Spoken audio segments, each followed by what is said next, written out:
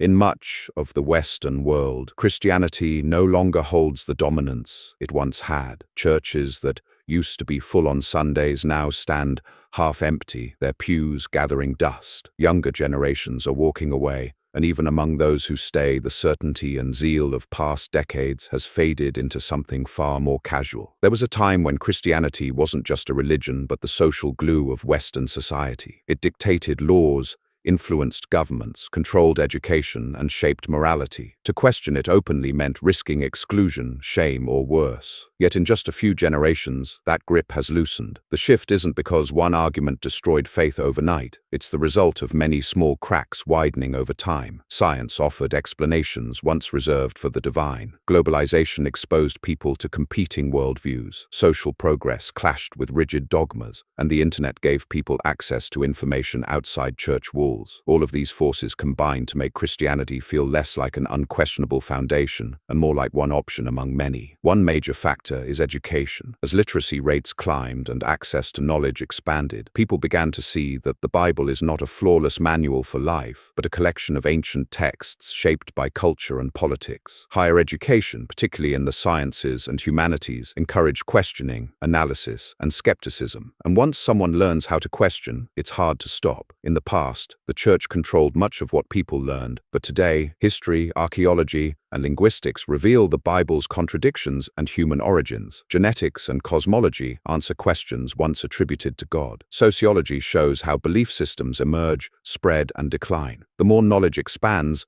the more divine explanations shrink. This isn't to say education automatically destroys faith, but it makes blind faith harder to maintain. When people are taught to evaluate claims with evidence, to look for consistency, to compare sources, it's difficult to keep treating religious doctrine as untouchable. Another key reason Christianity is losing ground is its response to social issues. On questions of sexuality, gender, race, and equality, many churches have positioned themselves on the wrong side of history. Younger generations see love, consent, and fairness as moral foundations. And when Christianity opposes those values, it looks less like a beacon of morality and more like an obstacle to it. The rejection of same-sex marriage, the silencing of women in leadership, the cover-ups of abuse scandals, all of these have left deep scars. For many, these aren't just policy disagreements, they're moral failures. And in a world where people can see those failures broadcast online, the reputation of Christianity suffers. Some denominations have tried to modernize, softening positions or reinterpreting scripture. But this often exposes the deeper problem. If truth is eternal, why does it keep changing? If morality comes from God, why does it shift depending on cultural pressure? Every attempt to adapt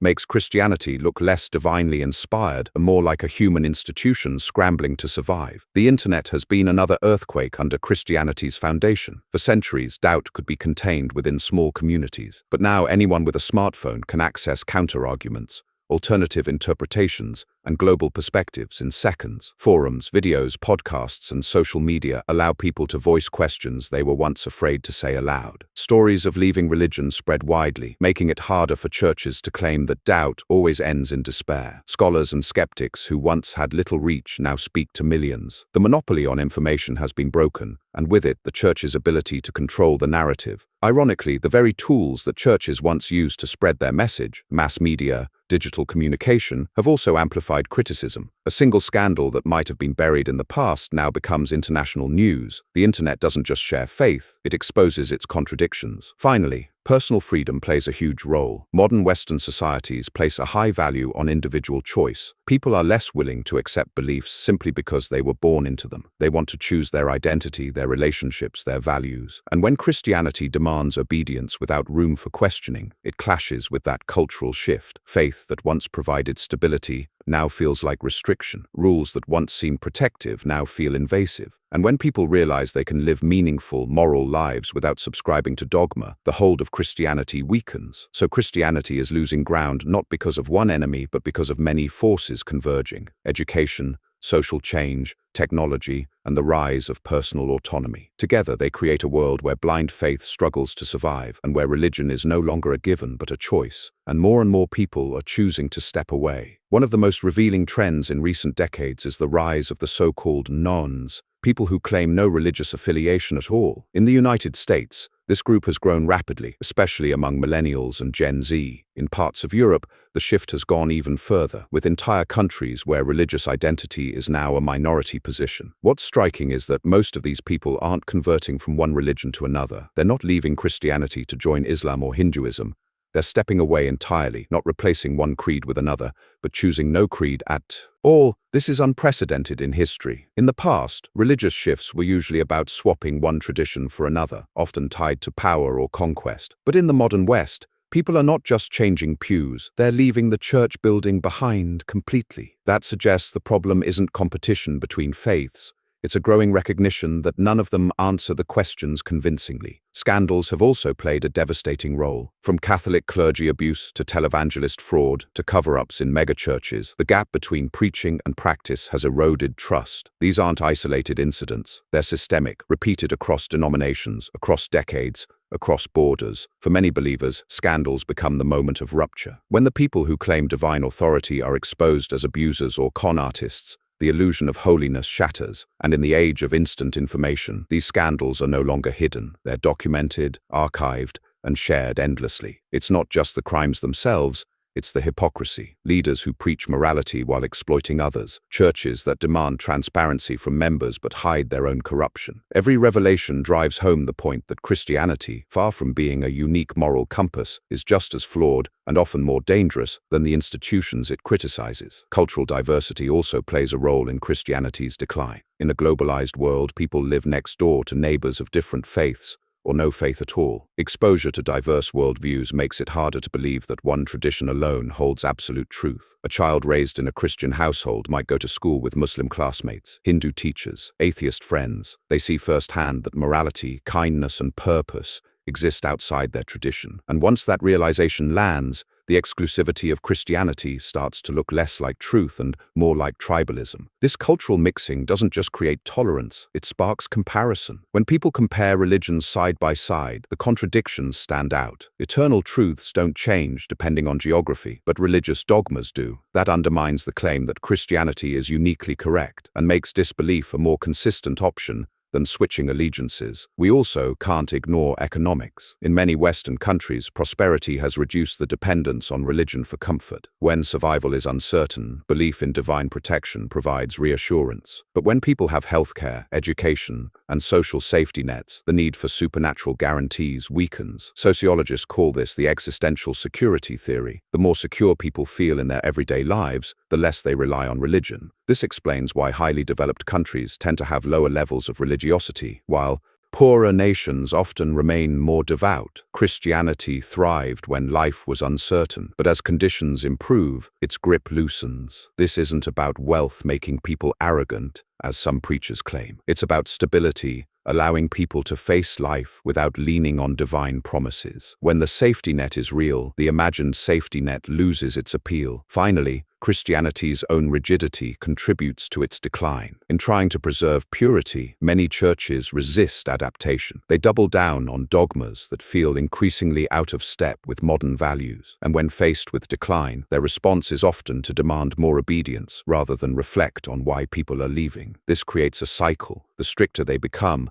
the more they alienate young people. The more people leave, the more leaders panic and tighten control. It's a spiral that drives even more away. At its core, Christianity in the West is struggling because it cannot reconcile its claim to eternal truth with the reality of constant change. Every attempt to modernize reveals the human fingerprints on doctrine. Every refusal to modernize reveals its irrelevance. Either way, the illusion of timeless authority fades. One of the most overlooked reasons Christianity is shrinking in the West is generational replacement. Older generations who grew up when religion was more deeply embedded in culture are slowly passing away. Younger generations who were raised in more diverse, connected, and secular environments are not replacing them in the pews. This isn't just about rebellious youth, it's about cultural inertia. For centuries, Christianity was handed down almost automatically. You were born into it, baptized into it, raised into it. Today, that automatic handoff is breaking down. Parents themselves are less devout, and many don't feel compelled to force faith onto their kids. The result is a widening gap. Each generation is less religious than the one before it, and once that cycle begins, it accelerates. Because when fewer children are raised with church as the center of life, fewer adults will see church as essential. Christianity isn't just losing believers, it's losing the very mechanisms that sustained it. Another crucial factor is science and technology reshaping worldviews. Once, the church held authority over explanations of nature. Storms, diseases, earthquakes, all were seen as acts of God. But today, weather satellites, vaccines, and geology provide explanations that leave no room for divine intervention. Every scientific breakthrough pushes the God of the gaps further into retreat. The Big Bang explains cosmic origins. Evolution explains biodiversity. Neuroscience explains behavior once thought to be shaped by sin or demons. Faith used to claim answers. Now it is constantly forced to adjust. And for many in the West, that adjustment becomes untenable. A worldview that always trails behind knowledge doesn't inspire confidence. If Christianity insists that Genesis is literal, it collides with science. If it insists Genesis is metaphor, it admits it was wrong. Either way, the credibility erodes. We also have to look at politics. In the West, Christianity has often aligned itself with conservative political movements. This alignment has created a perception that Christianity is less about spirituality and more about power. Younger generations, who are increasingly progressive on issues like climate change, LGBTQ rights, and racial justice, see Christianity as standing in opposition to the values they hold. The more the church involves itself in politics, the more it alienates those who disagree. Instead of being a universal moral authority, it becomes just another partisan player. And when faith looks indistinguishable from a political campaign, its claim to eternal truth collapses. Scandals of political hypocrisy, leaders preaching family values while engaging in corruption, reinforce this decline. The church's embrace of power has won short-term influence, but at the cost of long-term credibility. Community life has also changed dramatically. For centuries, the church was the center of social life. It provided not just spiritual guidance, but entertainment, education, and connection. In small towns, the church was where people met, celebrated, and mourned. But today, alternatives abound. Social clubs, sports leagues, online communities, and cultural organizations provide connection without religious strings attached. People can find belonging without kneeling in pews, and once alternatives exist, the church's monopoly collapses. This shift is especially clear in urban areas. Cities offer endless forms of community, from activism to art to gaming. In such an environment, the church is no longer the default gathering space. It becomes one option among many, and often the least appealing for those uninterested in doctrine. Finally, the decline is fueled by disillusionment, with promises that don't deliver. Christianity promises transformation, healing, joy, and answers, but many who commit themselves find the promises empty. Prayers go unanswered, suffering continues, doubts remain. When expectations fail, people leave, and in a world where alternatives for meaning and support exist, they don't always come back. Secular therapy replaces confession. Humanist groups replace fellowship. Science replaces supernatural explanations. The gap once filled by religion can now be filled by countless other tools. What makes this so powerful is that once people leave, they rarely return. Unlike past generations who might drift but eventually go back for family or tradition, today's leavers often find the outside world more fulfilling. And that one-way door is accelerating Christianity's decline in the West. One reason Christianity struggles to hold ground in the West is the growing demand for authenticity. People today are more sensitive to hypocrisy than ever before. With constant access to news and social media, the gap between words and actions is instantly visible. When churches preach humility but flaunt wealth, or preach forgiveness but cover up abuse, that contradiction spreads quickly and erodes trust. Younger generations especially value transparency. They want leaders who practice what they preach, and when they see pastors driving luxury cars while congregants struggle to pay bills, the disconnect is impossible to ignore. The message becomes less about God and more about power and money, and once that perception hardens, no sermon can undo it. Authenticity also extends to personal belief. People don't want to say they believe just to fit in. They want to live honestly, even if it means breaking away from tradition. Christianity's demand for conformity clashes with this cultural shift toward authenticity, and the cost is membership. Technology has accelerated this demand. In the past, scandals could be buried, leaders could control narratives, and doubts could be isolated. Today, every sermon is recorded, every misstep is shared, every contradiction is dissected. The polished image the church once maintained can't survive in an age where everything is documented. This constant exposure doesn't just hurt when leaders fail, it also invites scrutiny of the beliefs themselves. Sermons that once sounded convincing in a small community now face the global stage. A claim that goes unchallenged in one room can be debunked within minutes online. And it's not just critics, it's former believers sharing their own stories, making it clear that leaving the faith isn't the tragedy churches claim it is. When people hear first-hand accounts of life after religion, it normalizes disbelief. That normalization spreads, and with each story, the church loses its monopoly on what it means to live a meaningful life. The decline is also tied to shifting ideas about morality. For centuries, Christianity claimed to be the sole foundation of right and wrong. But today, moral progress often happens outside the church,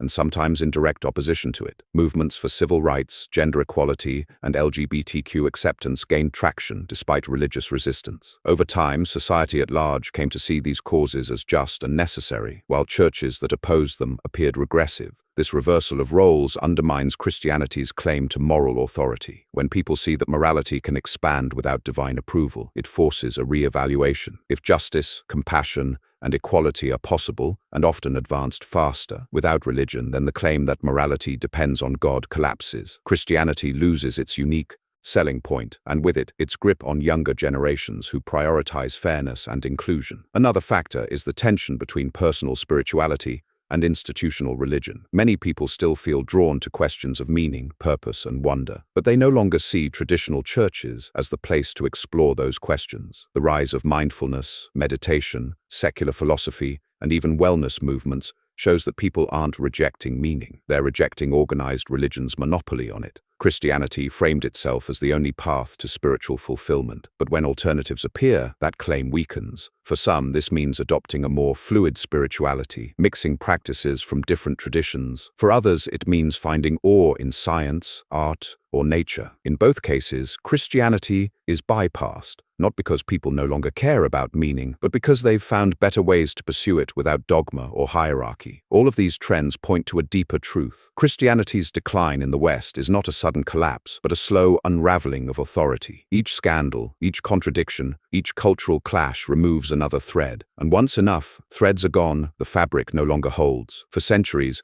the church relied on tradition, fear, and social conformity to sustain itself. Those forces are weaker now. Tradition has less weight in a culture that values choice. Fear of hell loses power when people no longer believe in it. Social conformity fades in a world where diversity is visible and celebrated. The result is a faith that once dominated, now struggling to define its relevance. Christianity isn't just losing members, it's losing the narrative. And in a world where people can build meaning without it, that may be the most significant loss of all. The story of Christianity's decline in the West is also the story of people rediscovering ownership of their own lives. For centuries, religion claimed to provide ready-made answers. Who you are, what your purpose is, how to live, even what happens after death. But as people gained education, freedom, and alternatives, they realized those answers weren't as solid as they'd been told. This shift is deeply personal. It's not just statistics showing fewer churchgoers or surveys charting religious decline. It's the quiet decision of individuals who look at the rituals and doctrines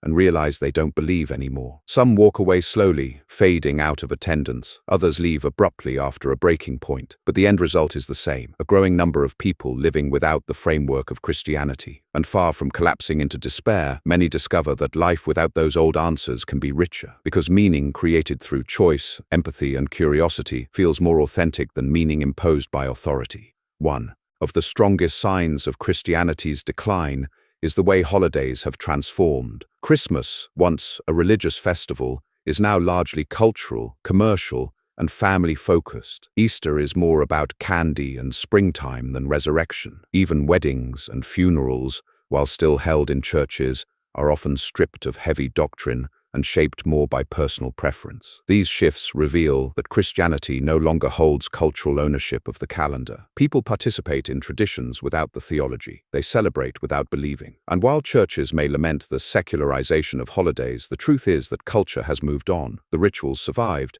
but the faith underpinning them did not. This slow drift matters. It shows that Christianity's loss isn't just about people leaving pews, but about people redefining identity and tradition outside of religion. Once faith no longer defines even its most central symbols, its hold on the wider culture is gone. Another important factor is interfaith families and mixed-belief households. In the past, religious boundaries were strict. Marriages and communities often stayed within the same faith. Today, that rigidity is breaking down. People marry across belief lines, raise children with exposure to multiple traditions, or choose to raise them without any religious label at all. This blending weakens Christianity's exclusivity. When kids grow up with one parent Christian and another atheist, they see belief as a choice, not a destiny. They're exposed to different worldviews and are encouraged to think critically. And more often than not, they choose freedom from strict doctrine. It's not hostility toward Christianity, it's indifference, a recognition that religion is one option among many, and not the most convincing one. And indifference is harder to fight than opposition because it signals not just disagreement,